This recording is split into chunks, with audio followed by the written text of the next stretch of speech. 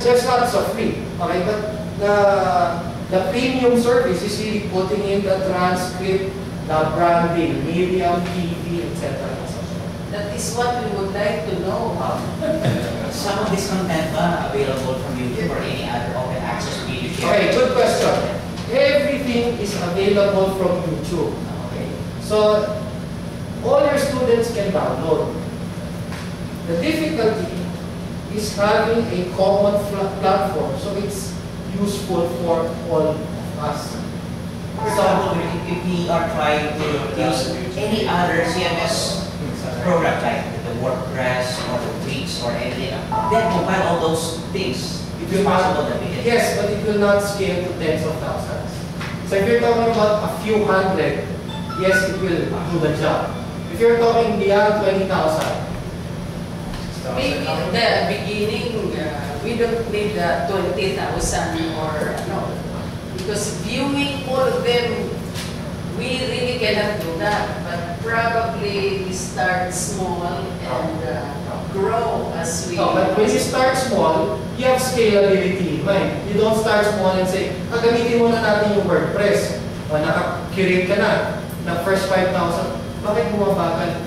Hindi na pala kaya eh. Sabi na lang yung setting ko, hanggang na lang yan, a few thousands. Hindi magda-doble trabaho tayo. So producing with Chrome is unlimited in terms of capacity. I'm not saying it's unlimited. I've tested it on 2 terabytes, over 38,000 videos, and still okay. In one server.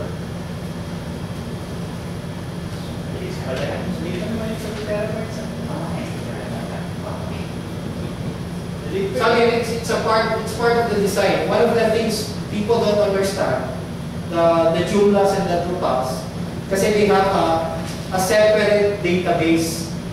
Okay? So parang dalawa yung manage mo, the database, okay, and the content management system itself. Okay? So yung database mo, whether you're Postgre, MySQL, or something, yung sa Flow, it's in one package. So it's like, parang you're only managing one system, the Flow, kasi Flow is just a layer, so I to say, the original software was called Zope, C-O-P-E. Kaya lang Zope na is highly command line. So it's not, when you look at it, okay, so they put in the nice touch of GUI. Okay, that's the Flow layer. Okay. Is there a standard with regards to the metadata of the video? Yung standard na ginagamit ng Flow? Dublin Core? Yeah. Kasi if you look at the Flow website, W3 compliant siya.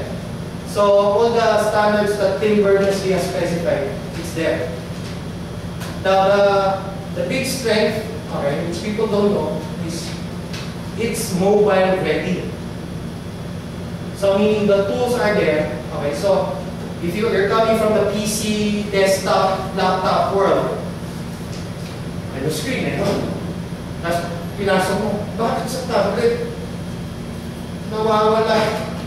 Hindi madago kasi parang two platforms ka na, the mobile platform and the desktop PC platform. So it's really flexible ang Flow in terms of device. It has much better or superior tools, okay, to all the other CMSs. So again, if you're talking about scale and then mobile, okay, that's the direction. Oh, okay na kami sa desktop. Ako, paano pag mobile? Kailangan pag kung ganito, pag program ganyan, saka ganito, saka ganito. Ba't napamahal tayo? Kasi hindi siya integrated eh.